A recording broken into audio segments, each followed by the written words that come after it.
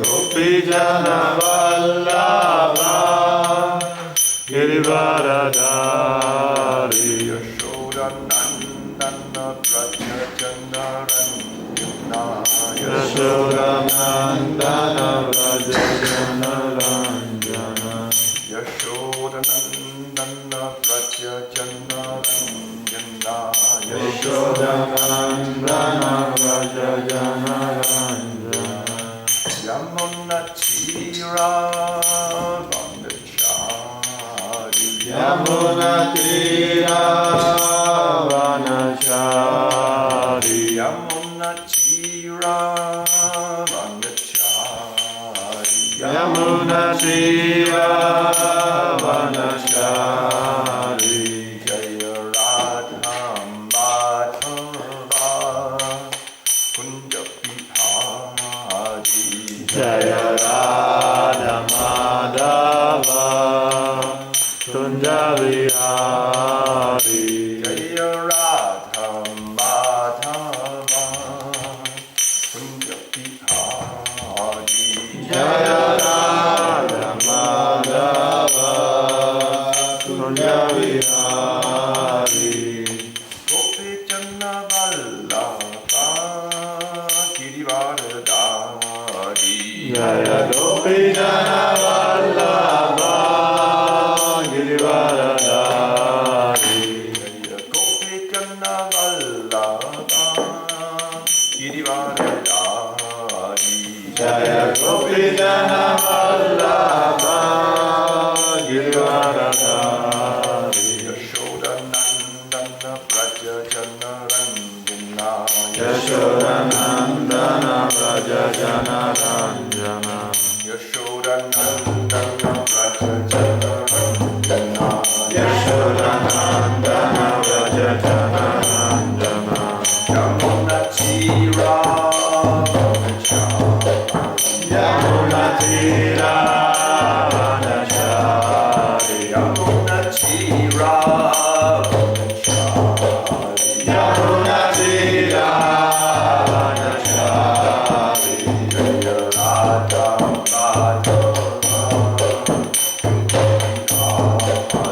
Jaya Radha Madhava Kunja Vihari Jaya Radha Madhava Kunja Vihari Jaya Radha Madhava Kunja Vihari Jaya Radha Madhava Kunja Vihari Jaya Radha Madhava Kunja Vihari Jayo Vishnu Bhakta Namsvakacharya Sarasata Sri Sunata Namsvakacharya Sri Bhakti Namsvakacharya Sri Bhavati Kundaraj Srimad Bhagavatam Ki Gaur Premananda Samadi Bhagavatam Ki Alle til de forsamlede alle til de forsamlede alle til de forsamlede alle til Sri Sri Guru Gaur alle til Sri Prabhupada Namo Vishnu Padaya Krishna Hare Hare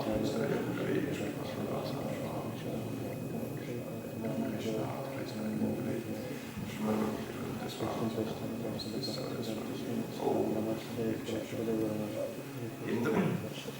Med mine briller og det ligger også telefonen ligger over. Ja. Ja. Vi fik ikke læst resultatet sidste uge, Nå. og så er det på den her uge. Okay. Ja.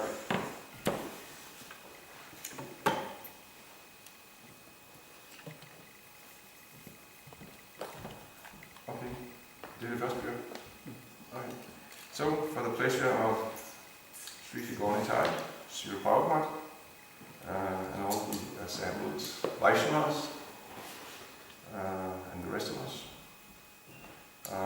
here is book distribution scores from actually last week. Last week we had Kumgol, who did 6 Bhagavad Gitas, 1 Chaitanya Charitamrita, 8 Bhagavatams, 17 Beyond Birth and Death, and 1 Darling and Intelligent Design book. Haribo! And Gaunitai Prabhu, 22 Bhagavad Gitas, 18 Srimad Bhagavatam, and 90 small books. Haribo! And then it says, put me on the list here. It says 27 Bhagavad Gitas, 3 Darwin books, and 10 beyond that. Haribo! So that last week was altogether 55 Bhagavad Gitas, 26 Srimad Bhagavatams, 4 Darwin and Intelligent Design, and 117 Beyond Birth and Death. Haribo! Haribo! And for this week, we have here, I should put myself, I'm not on the list here. You didn't give me anything. No, so I was up just yesterday. Okay. And it was 8 Bhagavad Gitas and 5 Beyond Birth. Haribo! And Guru has did 12 Bhagavad Gitas this week, 7 Srimad Bhagavatams, 30 Beyond Birth and Death, and 2 Darwin and Intelligent Design. Haribo! Guru 20 Bhagavad Gitas. Gaunitai. Huh? Now Gaunitai, no? Yeah, now Gaunitai. Gaunitai Guru. 20 Bhagavad Gitas, 16 Srimad Bhagavatams, and 100 Beyond Birth and Death. Haribo! So, that became altogether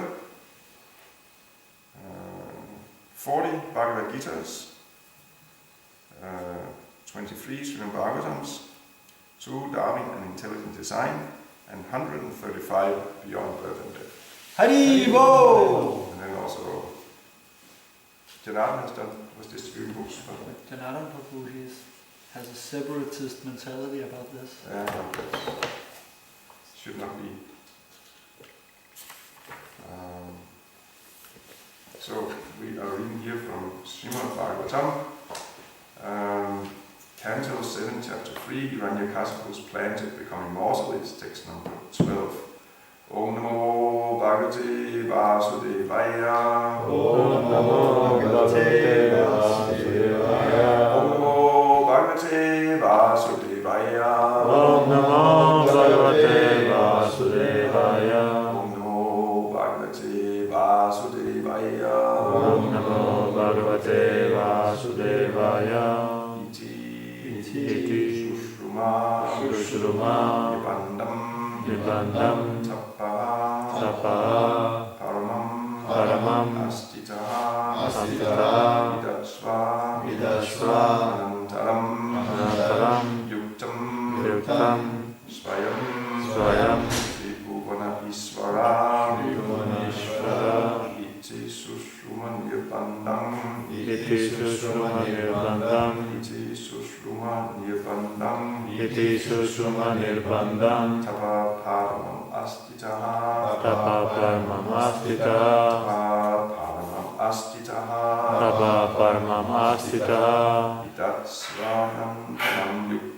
Vidatsvanantaram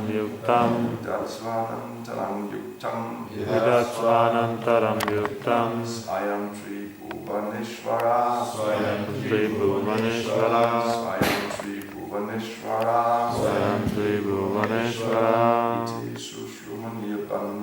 Iti Sushruma Nirbandam Tapa Paramam Astitaha Vidatsvanantaram Yuktam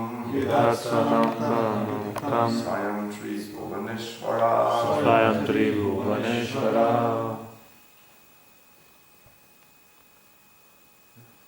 I just came out to Iti Shushurumanya Bandam. Iti Sushruma Nirbandam Tapa Paramamastita Svanantaram Yuktam. Vidatsvanantaram Yuktam Swayam Tribhuvaneshvara Iti Sushruma Nirbandam Tapa Paramam Astita Vidatsvanantaram Yuktam Swayam Tribhuvaneshvara Iti sushrama nirbandam iti sushruma nirbandam tapa paramamastita tapaparmam astita vidasvanantaram yuktam vidatsvanantaram yuktam swayam tribhuvaneshvara svayam tribhuvaneshvara iti sushruma nirbandam iti sushruma nirbandam tapa paramam astita tapaparmam astita vidatsvanantaram yuktam vidatsvanantaram yuktam swayam tribhuvaneshvara svayam tribhuvaneshvara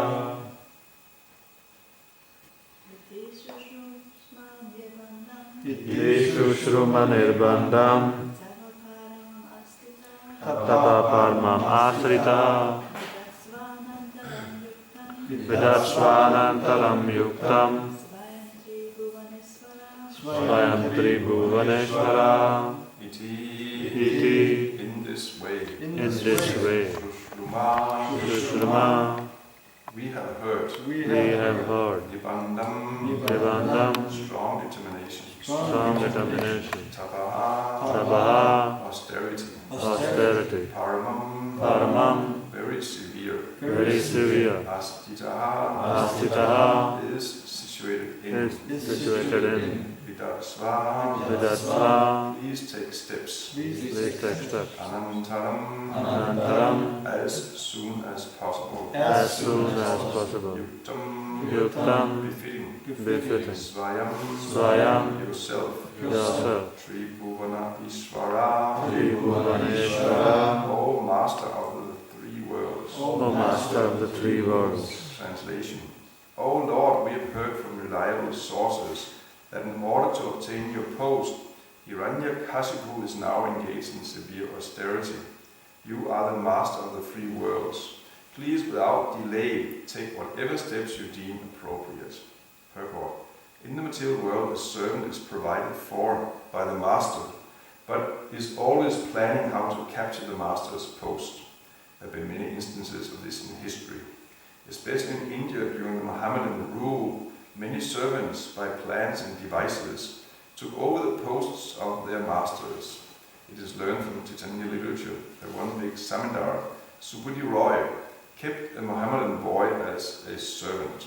Of course, he treated the boy as his own child, and sometimes when the boy would steal something, the master would chastise him by striking him with a cane. There was a mark on the boy's back from this chastisement.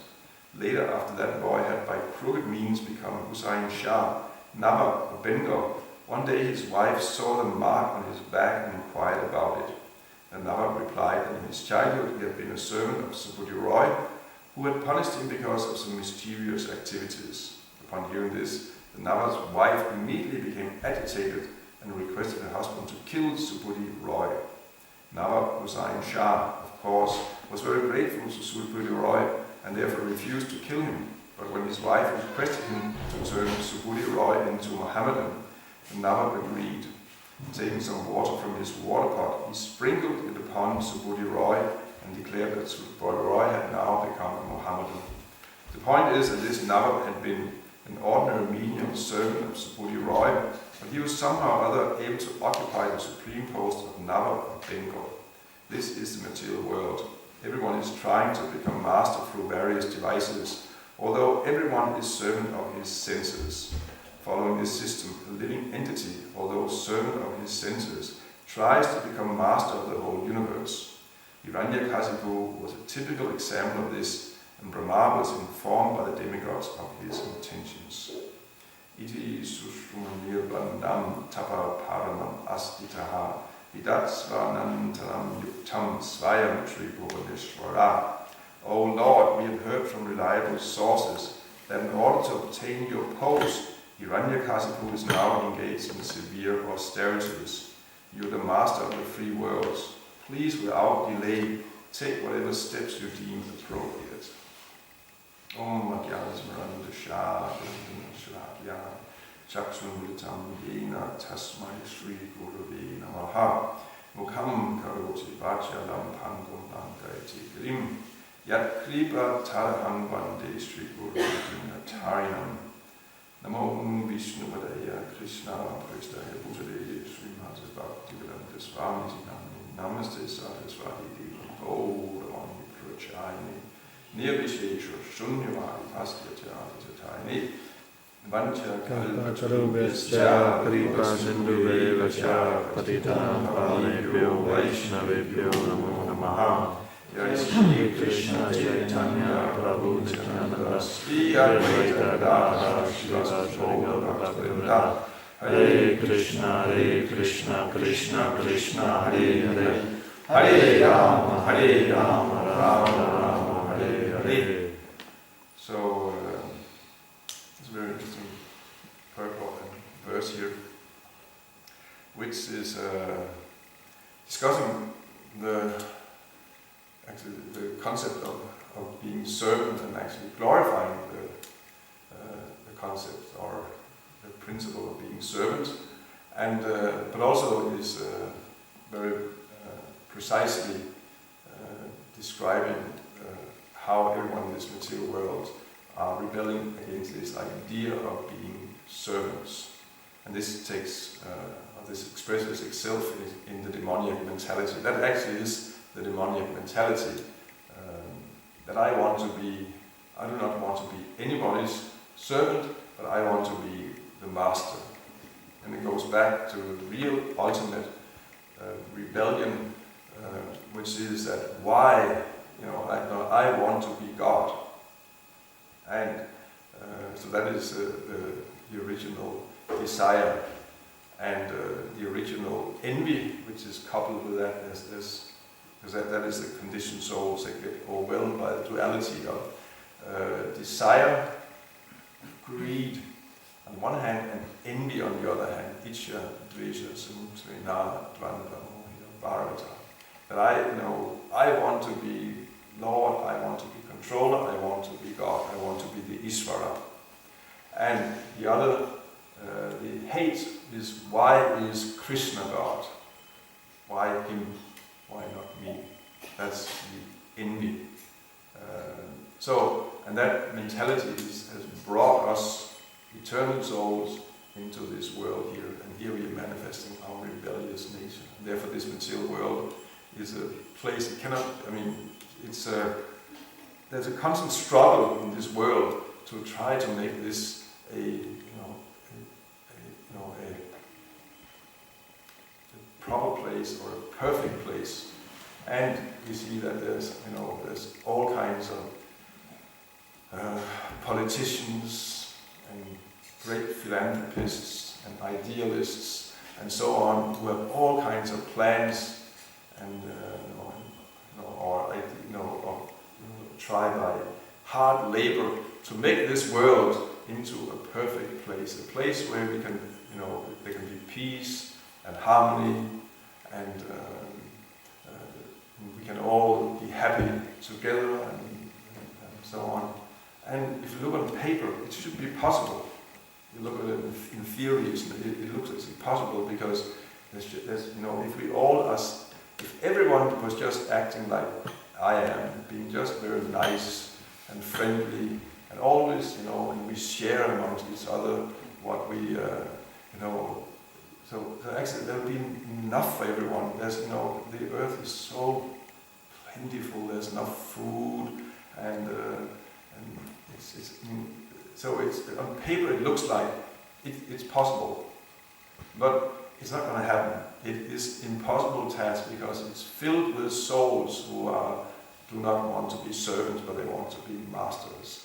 They want to be controllers, and therefore that is the real problem. The problem is not that there's not enough food, or there's not enough this or that, or that there's some few who are exploiting. No, everyone who in this material world are exploiters on some level or another. And that is the real problem in this material world. And therefore it's not possible this material world cannot become a perfect place or a happy place. Well, first of all, it is a temporary place. A place that is temporary cannot become a happy place, because everyone is dying. And so it's not possible to create a permanent situation here.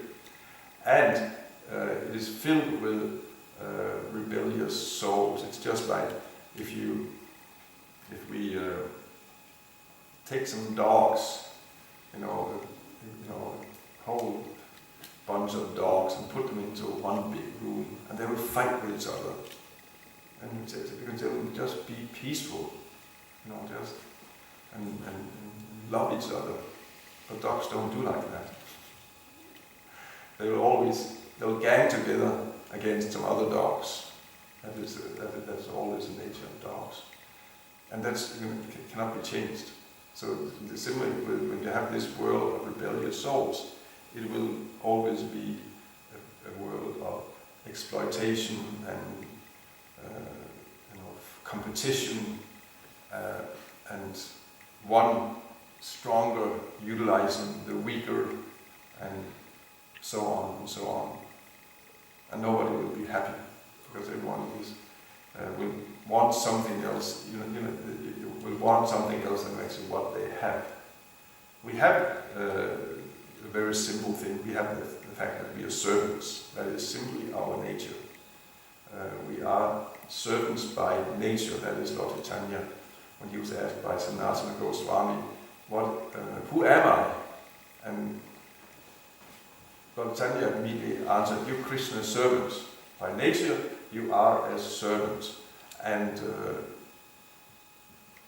it's simply, if we want to be natural, we want to go back to nature and so on, but that's what our nature is. We are servants. We are God's servants. We are Krishna's servants, simply by nature.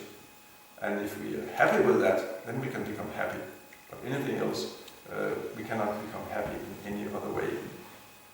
But that's our situation here. This is typified by Hiranyakashipu, whom we are hearing about here. He is not satisfied by being the servant of Vishnu.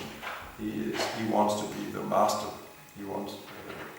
Lord Brahma is the supreme material master in this universe. In Hiranyakashipu, he wants to occupy his position, and therefore he is performing these severe austerities to become the master. That is the demoniac mentality. And we see, it will fail. It will fail on all levels. And therefore it's so interesting to see, to observe, or to read about this Leela of Hiranyakashipu, because he fails on all levels. Not only ultimately does he lose his position, he gains temporary, for a short period, he becomes master of the universe. In that way he succeeds. He sometimes is able to make his way up by force, and for a period, then he occupies the supreme post of the universe. But that's only temporary. He's very soon dragged down again. This is always the situation with these rulers. They've been dragged down constantly. Just like also we hear here the example with Nawab Hussain Shah, who became by crooked means. He was a servant, as described. He was a simple boy servant, a Muslim boy, and by somehow or another, by politics and I don't know exact history, probably some violence, probably killing his master, and then somehow or another he became the Nawab, the king of Bengal. But again, for how long? I think he lasted 20 years, 22 years, which is not much. Very quick. And after that, I don't know if was he also killed by another servant who made politics against him and stabbed him, and then took over his position. What is the use of that? It's such a temporary thing. Very typical of Kali Yuga, by the way. I just want to mention it is.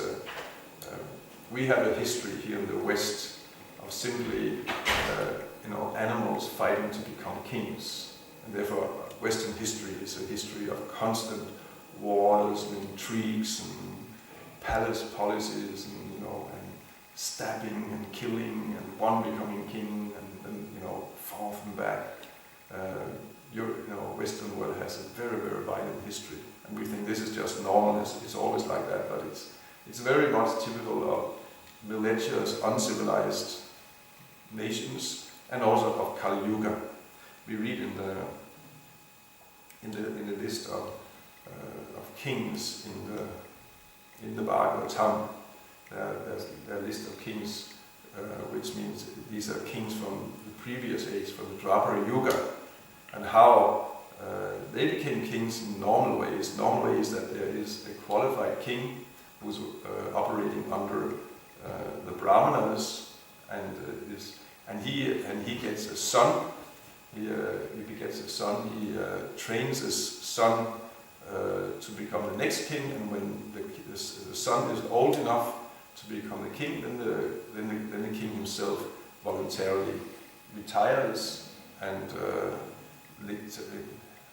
he abdicates. I think that's the word, abdicates. When you talk about kings, he abdicates and lets the prince become the king, and he himself goes to the forest and becomes a sage and engages in austerity and spiritual practices.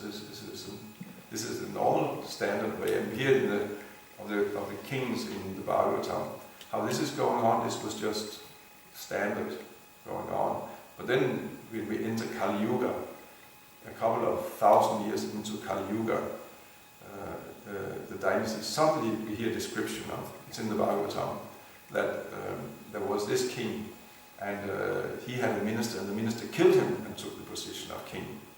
Suddenly it comes that is Kali Yuga, but still, even in India, in Kali Yuga, it was less widespread than here in the West, which is simply like animals fighting for, competing for power. So, but in any case, one can always say, what is the use? You can, of course, if you become king by crooked means, by conspiring and killing the king and usurping his post, but you will just live a life in constant fear, because there will always be others around you waiting to do the same against you, to also kill you and take over your position. It can never be a peaceful, a peaceful position. And again, it's just temporary. And we see this with Hiranyakashipu. That was temporary. In that sense, he was failure. But actually, not only he was like temporarily successful, he was failure all the time, because he was always a servant. He wanted to become the master, but he was servant at every moment. We'll hear later on how he was sitting on the throne of Indra, and his eyes were rolling in intoxication. At that time he was, even such a previous age, he was intoxicated, he was drinking. So that means he's a servant, he's a slave. He's slaves, he's a servant all the way. We think that now nobody can tell me what to do. Your senses are telling you what to do all the time. Your senses, your mind is telling you all the time what to do. You're a servant of the senses are pushing you. The grossest level one falls into addictions. You have addicts, we have drug addicts, we have alcoholics, we have that is really being slaves of the senses. And they, how can you talk about being free in that situation? You're such a slave, completely a servant. But it's not a servant. One is being whipped as a servant, and there's no benefit. There's absolutely no benefit. One is simply, but one is forced to serve because one is by nature a servant. One will become a servant of the senses. One will become a servant of the genitals. That's very, very prominent. People think that I'm free, but what are they? Simply servant of the genitals. So you become servant, just to satisfy your genitals. Then you become slaves of, that means you become slaves of a woman, you become slaves of the children, you become slaves of